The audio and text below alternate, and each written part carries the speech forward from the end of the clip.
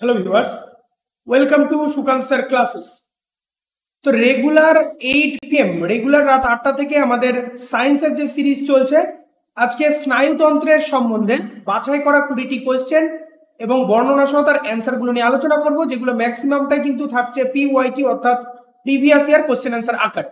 যেমন নিউরনের কাঠামোর মতো অংশকে কি বলা হয়, পিনা কার বাইরের অংশ। তো এই ধরনের কোশ্চেনগুলো যেগুলো upcoming ALP NTPC group D police সহ সমস্ত রকম পিএসসির যত রকমের গভর্নমেন্ট জব এক্সাম আছে সমস্ত এক্সামের জন্য কিন্তু ইকুয়ালি ইম্পর্টেন্ট। ঠিক আছে, তো দেখো সিরিজ ওয়াইজ ভিডিওগুলো চলছে, এটা 23 নাম্বার ভিডিও। এর আগের ভিডিওগুলো সমস্তটাই প্লেলিস্ট বানানো রয়েছে, তোমরা করে সেখান থেকে প্লেলিস্ট থেকে চেক করে ফেলতে পারো। ফিজিক্সের আলাদা, কেমিস্ট্রি আলাদা, বায়োলজির আলাদা করে কিন্তু সিরিজগুলো তৈরি করে দেওয়া আছে। ঠিক আছে, সমস্তটাই আপকামিং পরীক্ষার জন্য কিন্তু খুবই ইম্পর্টেন্ট হচ্ছে। তো ক্লাস রুটিনগুলো দেখো, জিএ অর্থাৎ জেনারেল অ্যাওয়ারনেসের ভিডিও রেগুলার সকাল 7টা থেকে থাকছে, ইংলিশের ভিডিওগুলো সন্ধ্যে 7টা থেকে থাকছে, সায়েন্সের ভিডিওগুলো থাকছে রাত 8টা, ইংলিশটা লাইভ আকারে থাকছে, আর ম্যাথ জিআই এটাও লাইভ আকারে থাকছে রেগুলার রাত 10টা থেকে। ঠিক আছে, রেগুলার 10টা থেকে। বাইলিঙ্গুয়ালি হচ্ছে, যারা এখনো আমাদের টেলিগ্রাম চ্যানেলের সঙ্গে জয়েন হওনি অবশ্যই নিচে ডেসক্রিপশন থেকে টেলিগ্রাম লিংকের সঙ্গে জয়েন হয়ে যাও, সমস্ত ভিডিও পিডিএফ নোটিফিকেশনগুলো এখানে প্রোভাইড করে দেওয়া। ঠিক আছে, তো 1 নাম্বার কোশ্চেনে চলে আসো। কোশ্চেন নাম্বার 1 কি বলেছে, নিউরনের কাঠামোর মতো অংশকে কি বলা হয়? তো দেখো এইটা হচ্ছে নিউরনের একটি ছবি। ঠিক আছে, নিউরন এর একটা ক্লিয়ার ছবি। এর মধ্যে আমি একটুখানি আগে বলে দিই, তারপরে কোশ্চেন গুলোতে আসছি। দেখো আরবি এনটিপিসি তে আসা কোশ্চেন গুলোতে আসার আগে আমরা বলি এই যে এই অংশটা, এইটাকে বলা হয় ডেনড্রন। ঠিক আছে, এটাকে কি বলা হয়? এটাকে বলা হয় ডেনড্রন। এবং এইখান থেকে এই পর্যন্ত যে অংশটা, এটাকে বলা হয় অ্যাক্সন। ঠিক আছে, এটাকে অ্যাক্সন বলে, আর ওটাকে হচ্ছে ডেনড্রন বলে। বোঝা গেল কি বল? এর মধ্যে ডেনড্রনের এই অ্যাক্সনের মধ্যে এই যে যে আলাদা আলাদা অংশ আছে, এইগুলোকে কি বলা হয়? এইগুলো হচ্ছে সোয়ান কোষ। এই এক একটা কোষগুলোকে বলা হয় সোয়ান কোষ। তাহলে এরকম প্রশ্ন আসে পরীক্ষার সময়, সোয়ান কোষ কোথায় থাকে? অ্যাকশনের উপর থাকে। এবং দুটোর যে মাঝের গ্যাপিং, সেই গ্যাপিংটাকে বলা হয় র্যানবিয়ারের পর্ব। ঠিক আছে, কি বলা হয়? র্যানবিয়ারের পর্ব বলা হয়। ওকে, এইগুলোকে বলা হয় কি বলা হচ্ছে টার্মিনাল পয়েন্ট, মানে অ্যাকশনের শেষ প্রান্ত এটা। এইটাকে ডেনড্রন বলে। ডেনড্রনের মধ্যে যে যে শাখা প্রশাখার মতো অংশগুলো, এগুলোকে কি বলা হয়? ডেনড্রাইট। এই যে ডেনড্রাইট বলে। ঠিক আছে, এর মাঝখানে যেটা থাকে সেটা হচ্ছে নিউক্লিয়াস, বলা হয় নিউক্লিয়াস। এবং এখানে আরো অনেক গলগি বডি, এন্ডোপ্লাজমিক রেটিকুলাম, এই ধরনের যে ইয়েগুলো কোষীয় অঙ্গাণুগুলো, সেগুলো সব থাকে। ঠিক আছে, তো এর উপর বেস করে কিন্তু এটা আমি আলাদা করে আলাদা ভিডিওতে সমস্তটা বলে দেবো, এর গঠন কাজগুলো সম্বন্ধে। এখন জাস্ট আমি জিনিসটা ভালো করে একবার করে বুঝিয়ে দিলাম। এবার কাঠামোর মতো শাখাকে কি বলা হয়? বলা হয় ডেনড্রাইট। দেখো ডেনড্রাইট, এই যে শাখা প্রশাখার মধ্যে যে অংশটা, সেটাকে কি বলছে বলো? এগুলোকে ডেনড্রনের মধ্যে যে শাখা প্রশাখা থাকছে সেটা হচ্ছে ডেনড্রাইট। বোঝা গেল? তো এটাকে বলা হয় ডেনড্রাইট। ওকে, তো এটা কি করে? ইলেকট্রোকেমিক্যাল সংকেতের আদান প্রদান করে। আমরা জানি কি কাজ করে। এইরকম অসংখ্য স্নায়ু আমাদের সারা শরীরে ছড়িয়ে রয়েছে, এক স্নায়ু থেকে অন্য স্নায়ুতে যেতে গেলে এর মাধ্যমে কি হয়? তথ্যগুলো আদান প্রদান। ঠিক আছে, প্রতিটি নিউরন, দেখো নিউরনের উপর বেশ করে বেশ কিছু কোশ্চেন আসে। আর নিউরনকে কি বলা হয়? স্নায়ুতন্ত্রের গঠনগত এবং কার্যগত একক। ঠিক আছে, স্নায়ুতন্ত্রের গঠনগত এবং কার্যগত একক। ঠিক আছে, এটাকে বলে। তাহলে প্রতিটি নিউরন একটি সাইটোন দ্বারা গঠিত বা কোষ দেহ দ্বারা গঠিত, যেখান থেকে অনেকগুলি ছোট শাখা প্রশাখা যুক্ত প্রক্রিয়ার উদ্ভব হয়। ছোট শাখা প্রশাখা যুক্ত প্রক্রিয়ার উদ্ভব হয়, সেটা কোন জায়গায়? সেটাকে বলা হয়, শাখা প্রশাখাগুলোকে কি বলা হচ্ছে? সেটা হচ্ছে ডেনড্রাইট বলছে। ঠিক আছে, ডেনড্রনের যে শাখা প্রশাখা সেগুলো ডেনড্রাইট বলছে, আগেই বললাম। নিউরনের কোন অংশ তথ্য অর্জিত হয়, মানে অন্য নিউরন থেকে এই নিউরনে তথ্য আসে কোন অংশের দ্বারা? তথ্য আসবে হচ্ছে ডেনড্রাইটের দ্বারা। তো এক নিউরন থেকে দেখো ছবির মধ্যে, ছবিটা তুমি ভালো করে যদি জেনে রাখো, সবকিছুই দেখো এখানে হয়ে যাচ্ছে, তাই না? এই এক নিউরন আরেকটা নিউরন এরকম থাকবে, তার আবার এরকম শাখা প্রশাখাগুলো থাকবে। তাহলে এখান থেকে ওখানে তথ্য আদান প্রদান কিসের মাধ্যমে হয়? এই শাখা প্রশাখাগুলোর মাধ্যমে হচ্ছে গিয়ে এইটার মাধ্যমে হয়, বা তোমার হচ্ছে এই ডেনড্রাইটের মাধ্যমে হয়ে থাকে। ওকে, ডেনড্রাইটের মাধ্যমে হয়ে থাকে। ওকে, চলে আসো পরের কোশ্চেনটা। 4 নাম্বার কোশ্চেন কি বলেছে? শ্বাস প্রশ্বাস, লালা নির্গমন, পেরিস্টলসিস এর মতো অনিচ্ছিক কাজগুলো, আমাদের দু রকমের কাজ হয় আমরা জানি। একটা হচ্ছে ঐচ্ছিক ক্রিয়া, একটা হচ্ছে অনৈচ্ছিক ক্রিয়া। ঐচ্ছিক ক্রিয়া কোনগুলো? যেগুলো আমরা ইচ্ছাকৃত ভাবে করতে পারি, হাঁটা, চলা, সাইকেল চালানো, সাঁতার কাটা, এগুলো সব ইচ্ছাকৃত। আর অনিচ্ছাকৃত ক্রিয়া কি? হৃৎপিণ্ডের সঞ্চালন। এটা তুমি কি ইচ্ছা করলে হৃৎপিণ্ড বন্ধ করে দিতে পারবা? পারবা না। তাহলে এগুলো সব অনৈচ্ছিক ক্রিয়া। ঠিক আছে, এটা নিয়ন্ত্রণ হয় কিসের দ্বারা? Medulla oblongata, cerebellum, cerebrum, hypothalamus. এদের যে কাজগুলো, এগুলো আগের ভিডিওতে বলে দেওয়া আছে। জীবন বিজ্ঞানের যে সিরিজ তৈরি করা আছে তার আগের ভিডিও, মানে 22 নাম্বার ভিডিওতে চলে যাও, সেখানে তোমরা পেয়ে যাচ্ছ। ঠিক আছে, এটা হয়ে যাচ্ছে কি? মেডাল অবলাঙ্কাটা বা মেডুলা অবলাঙ্কাটা। অনৈচ্ছিক ক্রিয়াগুলো যেমন শ্বাস প্রশ্বাস, লালা নিঃসরণ, পেরিস্টালসিস, এইগুলো সব মেডাল অবলাঙ্কাটা নিয়ন্ত্রণ করে। ঠিক আছে, হাঁচি, শ্বাস প্রশ্বাস, রক্ত সঞ্চালন, এগুলো সমস্তটাই নিয়ন্ত্রণ করে থাকে। চলে আসো 5 নাম্বার। দেখো সবগুলোই কিন্তু প্রিভিয়াস ইয়ার থেকে তুলে নাও। আরআরবি গ্রুপ ডি 2018 আসে। কি বলেছে? নিচের কোনটি সেরিবেলামের জন্য সত্য নয়? ঠিক আছে, সেরিবেলাম মস্তিষ্কের অংশ, একটা অগ্র মস্তিষ্কের মধ্যে অংশ। এটা কোনটা, নিচের কোন কাজটা এর জন্য নয়? সঠিক উত্তর হয়ে যাচ্ছে এটি কথা বলা, দেখা, ঘ্রাণ নেওয়া, স্বাদ নেওয়া, বুদ্ধিমত্তা ইত্যাদির কার্যকলাপ নিয়ন্ত্রণ করে। এটা কিন্তু সেরিবেলামের কাজ নয়। সেরিবেলাম আমি আগে বললাম অগ্র মস্তিষ্কে নয়, সেরিবেলাম পশ্চাৎ মস্তিষ্কে থাকে। ঠিক আছে, পশ্চাৎ মস্তিষ্কে থাকে। এটি পশ্চাৎ মস্তিষ্কের অংশ, পেছনের দিকে অবস্থিত, শরীরের ভারসাম্য বজায় রাখে, এগুলো সব কাজ সেরিবেলামের। ঠিক আছে, অগ্র মস্তিষ্ক, এইখানে যে কাজগুলো অপশন বি তে দেওয়া আছে, এগুলো সব অগ্র মস্তিষ্কের কাজ। ঠিক আছে, অগ্র মস্তিষ্কের কাজ এগুলো। 6 নম্বর কোশ্চেনে চলে আসো। 2018 আসা গ্রুপ ডি তে বলেছে মানুষের চোখের রেটিনায় যে ছবিটি তৈরি হয় সেটা কি? চোখের রেটিনায়, চোখ সম্বন্ধে আমি আলাদা করে একটা ভিডিও বানিয়ে দেবো। চোখের যে রেটিনায় সবসময় বস্তু থেকে উল্টো প্রতিবিম্ব গঠন হয়। ঠিক আছে, এটা এখানে চলে যাবে, মাথা চলে যাবে পায়ে, পায়ে চলে যাবে মাথা। উল্টানো এবং কি হয়? উল্টানো এবং রিয়েল। ঠিক আছে, তাহলে এটা কি হয়ে যায়? আমি ইংরেজিতে যদি বলি, সেটাকে বলা হয় রিয়েল অ্যান্ড ইনভার্টেড ইমেজ তৈরি হয়। ঠিক আছে, এটা রিয়েল এবং ইনভার্টেড ইমেজ তৈরি হয়। ওকে, মানুষের চোখের রেটিনায়। 7 নম্বর কোশ্চেনে চলে আসো। 7 নম্বর আমাদের কি বলে দিয়েছে? বলেছে যে ছিদ্রটি চোখের মধ্যে প্রবেশ করা আলো নিয়ন্ত্রণ করে তাকে কি বলা হয়? চোখের মধ্যে প্রবেশ করা আলো নিয়ন্ত্রণ করে যেটি, সেটাকে কি বলা হয়?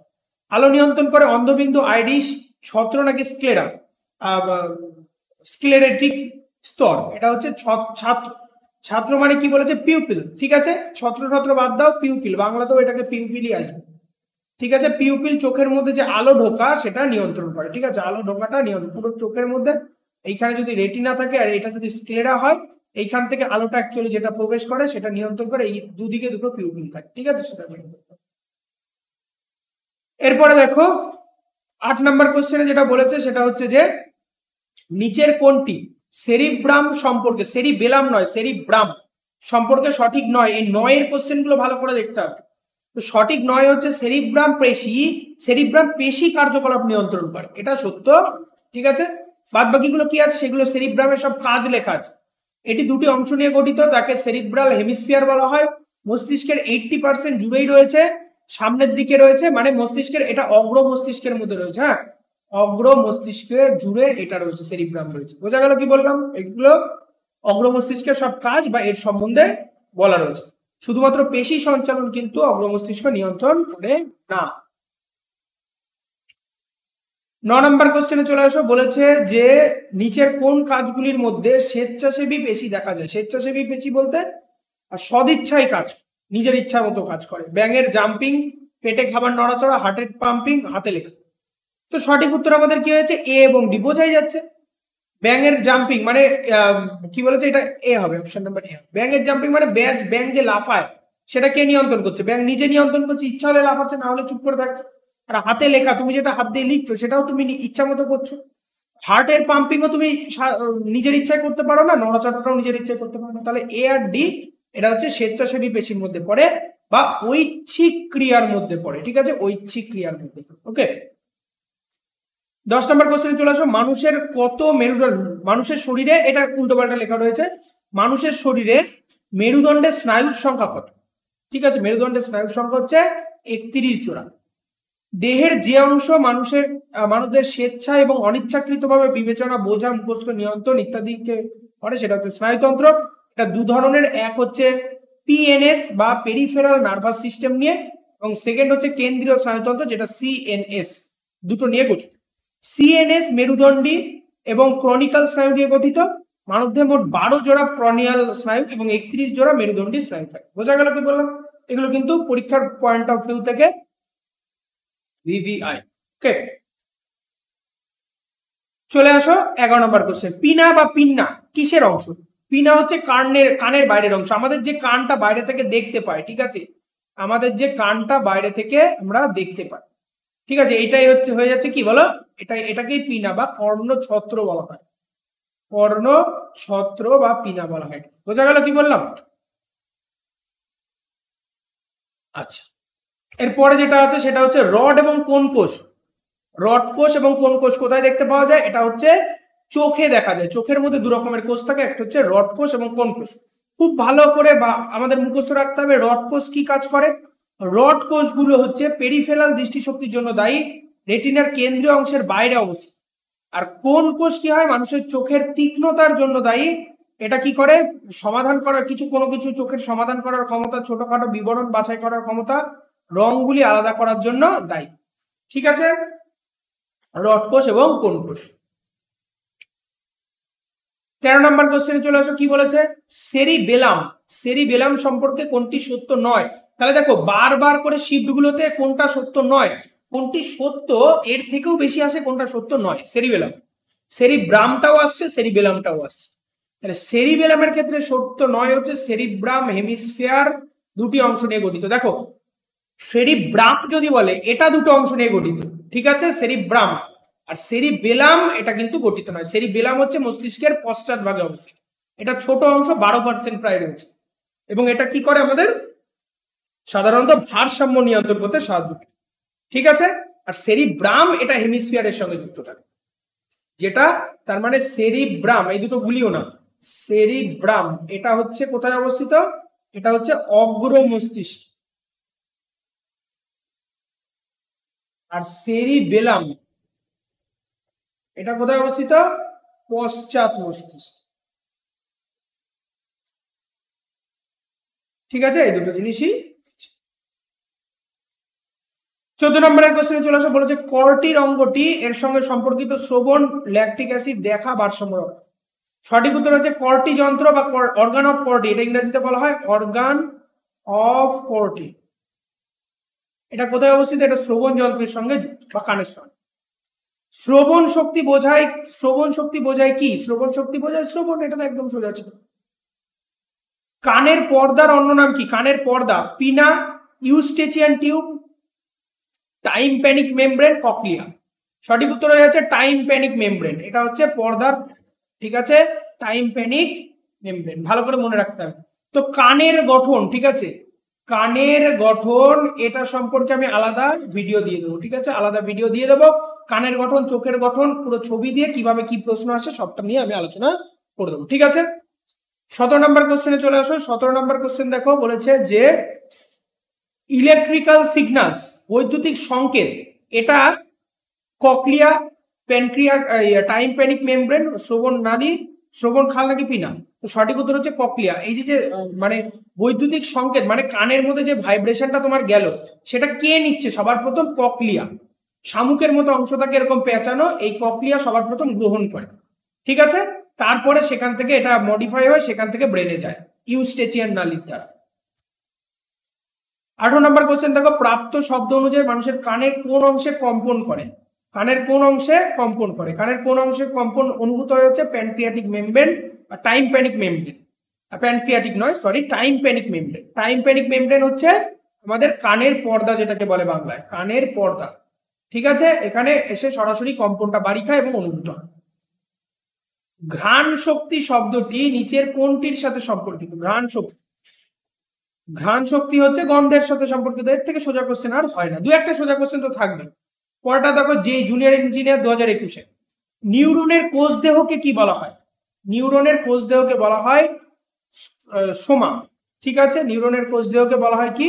সোমা, কোষ দেহের অপভূত। ওকে, তো আজকে এই 20টাই কোশ্চেন রেগুলার এইভাবে ফিজিক্স কেমিস্ট্রি বায়োলজি এক এক দিন এক এক রকমের, কিন্তু সায়েন্সের ভিডিওগুলো রাত 8টা থেকে চলছে। তোমরা জয়েন থাকো এবং ক্লাস রুটিনগুলো তো প্রথমেই বলে দেওয়া আছে। ভালো লাগলে অবশ্যই সাবস্ক্রাইব করে বেল আইকন প্রেস করো, লাইক কমেন্ট এবং শেয়ার করো। যারা এখন আমাদের টেলিগ্রাম চ্যানেলের সঙ্গে জয়েন হওনি অবশ্যই নিচে ডেসক্রিপশনে যাও এবং টেলিগ্রাম লিংকের সঙ্গে জয়েন হয়ে যাও সমস্ত ভিডিও পিডিএফ নোটিফিকেশনগুলো পাওয়ার জন্য। ওকে, খুব ভালো করে পড়ো, be successful in your life.